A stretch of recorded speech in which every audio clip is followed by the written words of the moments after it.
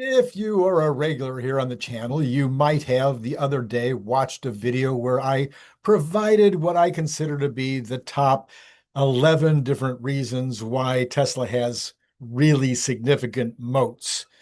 And at the time, I didn't bother to define what a moat was, which I want to take care of that today. Plus, I decided to ask Grok to take a look at my 11 moats, contemplate how Grok felt about those 11 moats, and then add to them to the extent that there might be other moats that I had missed or hadn't thought about thoroughly. So I got done with that entire exercise, and I decided this is well worth sharing with you. And so I would think this would be one of those ones where hopefully you're sitting back in a casual environment. You don't have a lot of other things on your mind, and just imagine, just think about the company having these kind of moats and what that really means. Now, this is kind of an answer to Gary Black and others who continually say, oh, as soon as there's some tests, as soon as Tesla gets it next week or next month or however long it's going to take, and they start ramping up, well, lots of other people will have autonomous ride hail at the same time, and there'll be lots of competition out there. And I'm like, okay, Gary, I'm good with that. Now, Elon says that they're going to pick up 90% of the business. And I think that's possible, but maybe that's a stretch. Cathie Wood thinks it's 50%. She's been studying this along with her team for years and years and years, and she thinks they'll get 50%. Well, Gary, you would be right in that case. If they get 50% of the business, that means everybody else is going to get 50%. So other autonomous ride-hail people will do very well. On my program, I said to Gary, I think they will probably get 25% worldwide. So that means they might only get 10% in China. They might get 25% in Europe and maybe 50% in the United States. And Gary says, oh, no, that's way too high.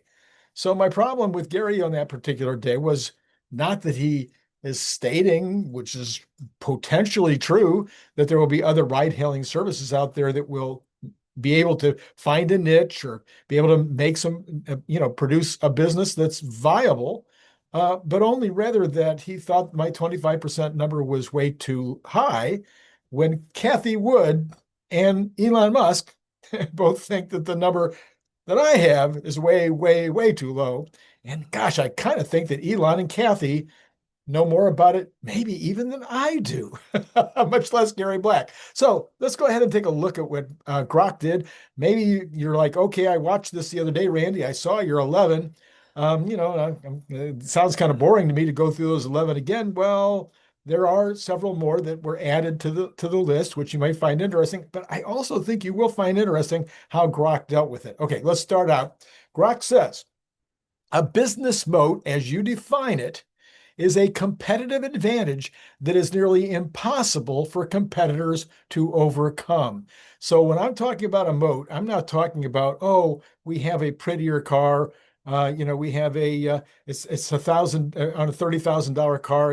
Ours is $1,000 cheaper. I'm not talking about, 0 to 60 for something might be in a second faster, 2 seconds faster, and maybe next month they catch up, they do something different, they come up with, no, I'm talking about moats. I think everybody's favorite moat right now, at least on my channel, the number one moat that you can think about that maybe is the most insurmountable moat I've ever seen is Starlink. And even Elon Musk's entire SpaceX adventure. He's already, shooting rockets off for 1/10 of what anybody else in terms of payload to space can do. And then he's got, I don't know, what is it, 10, 12, 14,000 satellites already up there doing the job. For anybody else to come along, they've got to be able to get the satellites up into space cheaper than Elon. I don't think that's going to happen. And then he's got such a massive lead. I just don't see how you ever break through that moat. Now, most of the moats we're going to be talking about today, they won't be as significant as the moats of Starlink, but a couple of them might be. So we'll take a look as we go through it. He says, Tesla's Robotaxi service set to disrupt autonomous ride-hailing leverages technology, operational, and strategic advantages. He says first he's going to refine and bolster my 11 models, and then he'll introduce some other ones as well. So number one, I didn't even call this number one. I called it number zero. It's kind of just a fun way of saying this one is so big that it's kind of deserves its own category. And that would be Elon Musk's leadership. What I said was Elon Musk is leading the Robotaxi effort. That implies a visionary advantage. They said, Grok says, Musk's track record of disruptive innovation, EV dominance, SpaceX reusable rockets, etc., drives Tesla's ambitious robotaxi timeline. His ability to attract top AI talent, push aggressive goals, all of that creates a cultural moat. Fostering rapid iteration is one part of his leadership skills. Unlike competitors led by more risk-averse executives, Musk's willingness to take bold risks accelerates Tesla's autonomous driving progress. For instance, his insistence on vision-only FSD, despite industry skepticism, has positioned Tesla uniquely, completely uniquely. However, this moat is tempered by Musk's history of overpromising. So Grok just couldn't help itself. I want to say himself. Grok couldn't help itself in terms of coming up with a little bit of a sidebar to that. Now, I could go on and on about this because I actually wrote a book about it. It's called The Elon Musk Method. You guys have all read it by now, I'm sure. And if you haven't, I certainly highly recommend you do. I think it's the Kindle version of it is like, $3 or whatever. If you haven't read that, it's probably, a 2-hour read. I think you would really, really enjoy it. All right. So next on the list, and by the way, it talks about 16 different ways that Elon Musk is the best entrepreneur on the planet. And he's usually ahead on all of the 16, even within, it's not like he's ahead on just this one. He's really great. In terms of seeing the future, he's really great in terms of providing a vision. He's really great at explaining the vision to the stakeholders. I've gone through many of these on the program from time to time. If you want to see the whole list, buy the book. The next one, I'm not going to do numbers here because Grok didn't, and I'll lose track. The second one, and there I did it. Vision-only approach, the original concept that I wrote down, Tesla's unique vision-only system, as evidenced by FSD performance and Musk's claim of test vehicles driving thousands of miles without interventions. Grok goes on to say, Tesla's vision-only approach using cameras and neural networks without LiDAR or radar or any other system is a paradigm shift. Recent claims, just now, 2025 Austin test vehicles are achieving thousands of intervention-free miles. Elon said the other day, no interventions yet on the ones that are being tested in Austin. So it suggests that Tesla is nearing level 4 autonomy. Current FSD users report nearly flawless performance in urban settings and rural settings and on the highways and everywhere else, with interventions rare.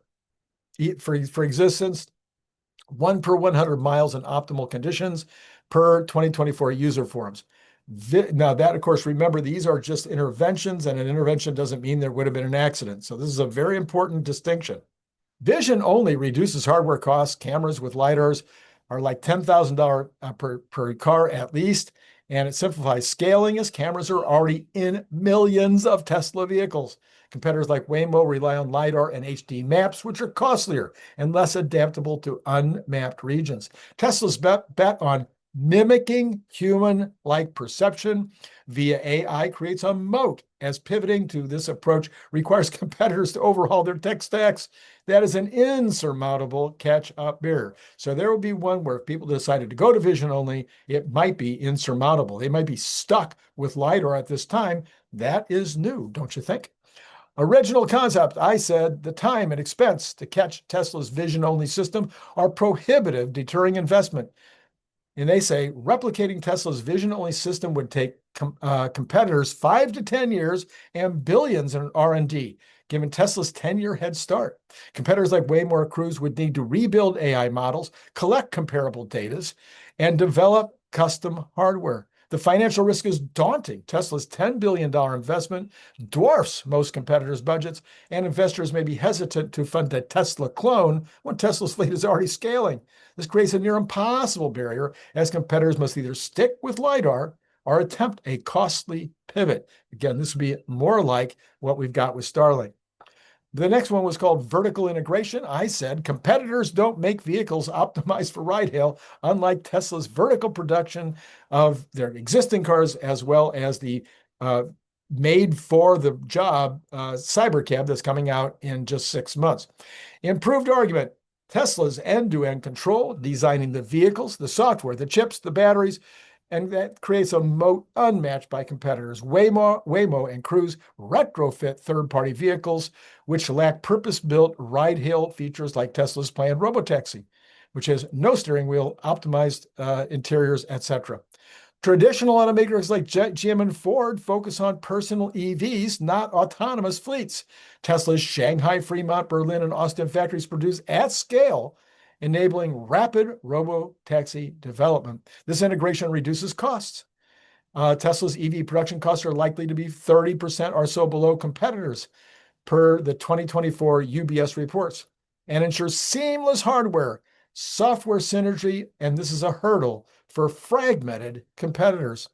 Okay, what about this one? The FSD chip superiority. The original concept, Tesla's FSD chip, is the most sophisticated with hardware 5 in development. Improved argument, Tesla's custom FSD chip with the HW5 expected in 2026 are optimized for real-time neural network inference, delivering 144 TOPS to 400 TOPS TOPS of compute. This surpasses competitors' reliance on general-purpose chips like NVIDIA's Orin at 254 TOPS. The hardware 5 is rumored to exceed 1,000 TOPS, which would further widen the gap. Tesla's in-house chip design cuts costs versus NVIDIA's $10,000 chips. And most people think that the Tesla chip is about 1,000 and enables tailored performance for vision-only AI, which creates a huge moat. Competitors face delays and higher cost sourcing or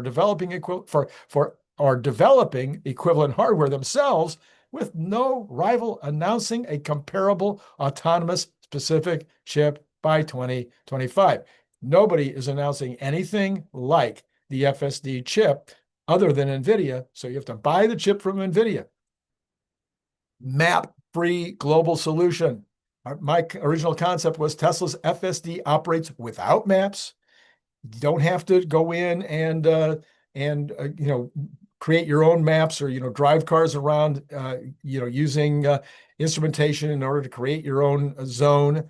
Tesla's FSD operates is adaptable via YouTube inputs for edge cases in new territories. We've seen that in China. Improved argument. Tesla's map-free, vision-only FSD can theoretically navigate any road globally, unlike Waymo's geofenced, map-dependent systems.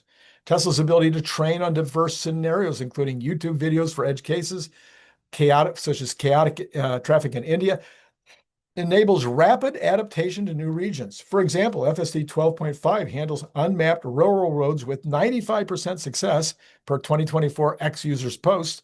Competitors' reliance on HD maps requires costly pre-mapping, limited scalability. Therefore, Tesla's generalized AI approach is a moat, as rivals must overhaul their architectures to compete globally without doing this pre-mapping.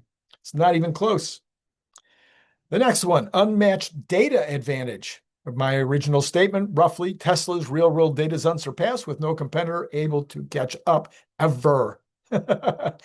Improved argument. Tesla's fleet of 6 million vehicles, a 2025 estimate, generates 50 billion miles of driving data. Generates about 50 billion miles of driving data, dwarfing Waymo's 50 million miles or Cruise's 10 million miles. This data, covering diverse geographies, weather, and edge cases, trains Tesla's neural networks to handle scenarios competitors rarely encounter. Tesla collects 1 billion miles a day per 2024 numbers. It's maybe more than that now, outpacing rivals' weekly totals. This self-enforcing loop, more vehicles, more data, better AI, creates an unassailable moat, as customers lack the scale to generate comparable databases. Even, you say comparable, I say comparable, but it's probably comparable. Anyway, even if rivals access public data, Tesla's proprietary fleet data remains exclusive. How about supercomputing dominance? Now, this is a moat no one has a chance of catching. Original concept, Tesla's Texas data center is the largest for neural network training, with specifically for real-world neural network training, with more compute being added. Improved argument. They say Tesla's Dojo supercomputer in Texas, designed for end-to-end neural network training, delivers exaflop scale compute, 1 quintillion operations per second, back in 2024. This surpasses competitors' cloud-based solutions such as Waymo's Google Cloud, 10 times less specialized. Tesla's ongoing expansion, 50,000 or more H100 GPUs added in 2025, ensures it can train larger, more complex models faster. This compute mode accelerates FSD improvements as rivals struggle with slower training cycles or higher costs. In other words, no competitor has a dedicated autonomous AI supercomputer at Tesla's scale. Even Google doesn't have this. Waymo is a division of Google. Google's not going to be able to dedicate this size of a computer. Even if they had an equivalent computer, they can't dedicate. They've got so many other things they got to do with their computers. So they don't have any dedicated system that's as large as what Tesla has now. And Tesla is obviously increasing that product in South Texas, maybe by double, triple, quadruple. Nobody's quite sure yet how big they're going to make that facility. Manufacturing and cost efficiency. I originally said Tesla's factories and Optimus provide a lead in efficiency and scale. And they say, or Grok says, Tesla's 4 factories produce 2 million vehicles a year, 30% below, at 36,000 a unit. This is 30% below industry averages. This cost advantage, driven by vertical integration and automation, enables Tesla to price robotaxis competitively. Optimus, Tesla's humanoid robot, could further cut production costs by 10 to 20% based on discussions that they found on X. As it automates factory tasks, 5,000 Optimi going into the Texas facility, for instance, is going to make a big difference. Competitors like Waymo lack manufacturing. And I'm here in Hawaii, as you know, and one of the things they have in Hawaii is a lot of chickens, and that includes roosters. So you probably can hear him crowing in the background. Tesla's efficiency moat ensures it can flood markets with affordable robotaxi. Again, there's very little chance that Google or Uber or any is going to catch up with regard to Tesla's efficiency on manufacturing vehicles, so they don't manufacture vehicles. And it's pretty clear right now that no other vehicle manufacturer in the world is going to catch Tesla in terms of manufacturing vehicles, and that's before Tesla adds Optimus. First mover advantage. Original concept, I said, Tesla's ability to scale to millions of robotaxis by 2026 secures market dominance. They say Tesla's production capacity of 3 million units a year by 2026 and dedicated robotaxi design enable it to deploy 1 million units by 2027, capturing 50% plus of key markets. Waymo operates 1,000, maybe 1,500 robotaxis in 2025. 𝐒𝐮𝐧𝐝𝐚𝐲 are way smaller than that. Tesla's early scale could lock in customers, regulators, infrastructure, and create a moat. First mover status also deters investment in rivals, as Tesla's dominance signals higher risk for late entrants. No competitor matches Tesla's global production timeline. Not even close. So the million by 2027, I'd be shocked if it isn't millions by 2027 with an S on the end, because we'll be manufacturing cybercabs in the beginning of 2026. So cybercabs alone could be at 1 million by the end of 2027. That doesn't count all the all the sexy models that might be put out there in the Tesla fleet. And then on top of that, you've got all the folks like you and me that might be putting our cars out there in the Airbnb type fleet. So we could be looking at 2, 3, 4 million vehicles in 2027. What are you going to do if you're thinking about getting into that business? You're not already in that business. You're thinking about getting into that business, and you go, they have huge market dominance. They already have all the things we just talked about, all those moats we just talked about in terms of the cost of operation, in terms of the ability to do it with vision only, et cetera. I don't know how anybody decides to get in the business. And I'm thinking Google's the first one to get out because it'll just be too small of a business for them. Then there's brand loyalty and customer preference. So the original concept, I said Tesla's fan base prefers Tesla robotaxis over competitors because of their fans of Tesla. They may be owners, etc., owners of the car, owners of the stock. They just like Elon, whatever it happens to be. They say Tesla's brand, synonymous with innovation, commands a loyal customer base, 90% owner satisfaction, according to Consumer Reports. This translates into ride-hail preference with, and then in addition to that, you've got X showing 70% of users favoring Tesla robotaxis over Waymo or Uber even before they're on the road. Tesla's sleek, futuristic robotaxi design, the Cybercab, appeals to tech-savvy riders unlike Waymo's utilitarian eyesores, it doesn't say that. This emotional moat, rooted in trust and aspirational branding, makes Tesla the default choice, reducing market costs and accelerating adoption. So if you don't have to spend a lot of money on marketing, people just pick you because that's obviously going to be a big help.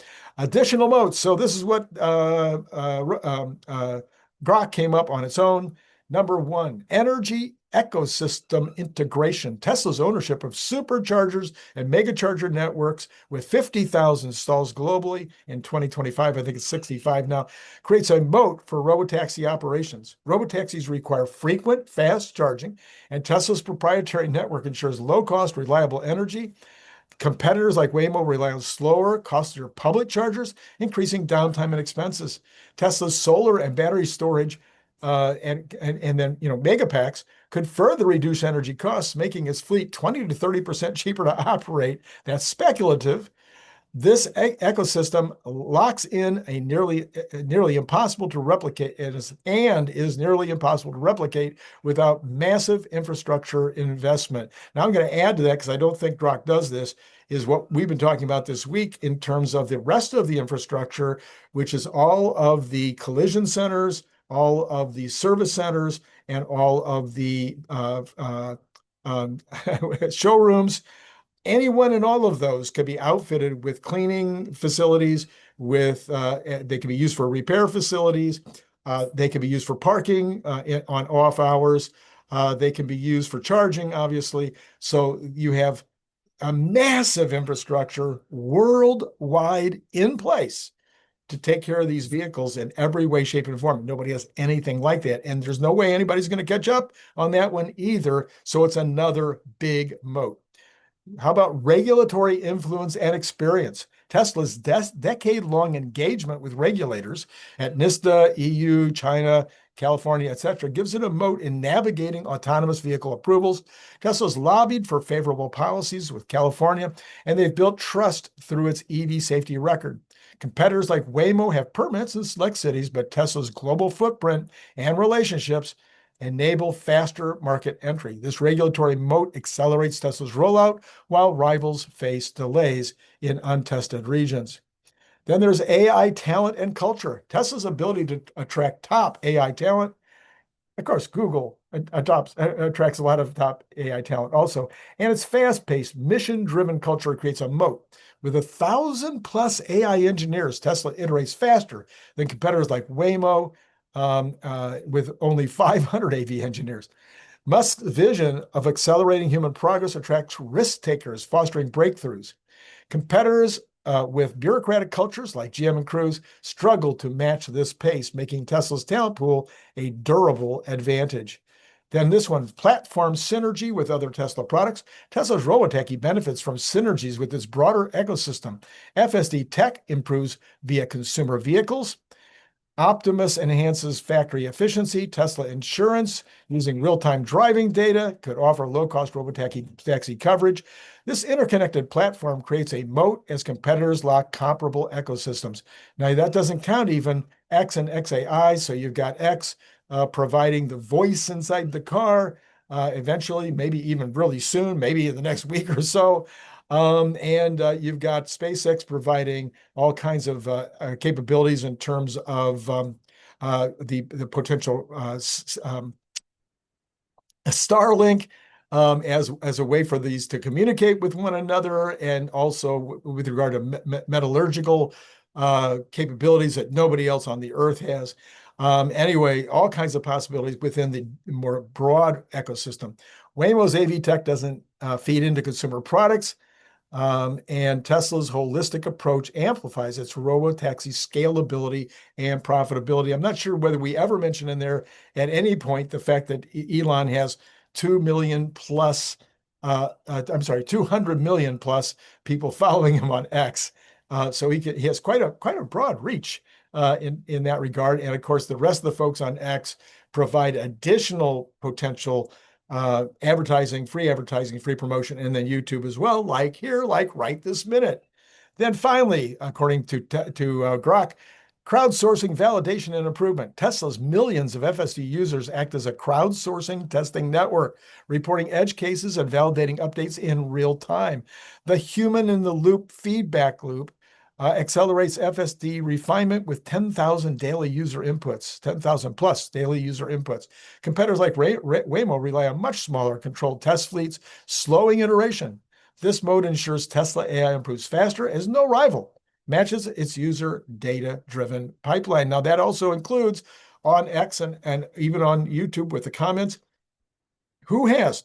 I've talked about this so many times. I wish that when I had my factory, I would have had the ability to hear from the consumers in the way that Tesla hears from the consumers on X and on YouTube as a result of not only people like me talking about Tesla, but people commenting about what I say.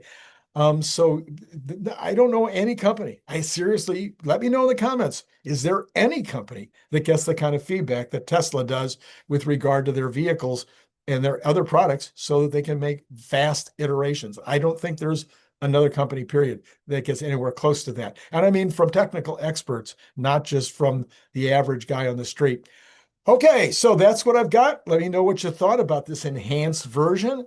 I'd love to hear your comments. Maybe we'll do a later show dealing with the comments around this because, hey, it's only maybe a week away before we'll be putting Tesla robotaxis on the road.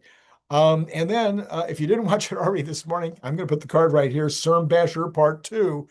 There is a chart in that vehicle, in that video. There's a chart in that video that made me gasp. You'll see. I go, oh my gosh. It was just like, and I told him at the time, that's one of the best charts he's ever done. And it wasn't just a matter of the chart being cool looking or whatever. It was a fact that it was the analysis that he brought to it in order to produce that chart. It was his ability to think outside the box a bit with regard to where the economy is headed, not just the Tesla economy, but the overall economy in terms of some historic data that he dug up.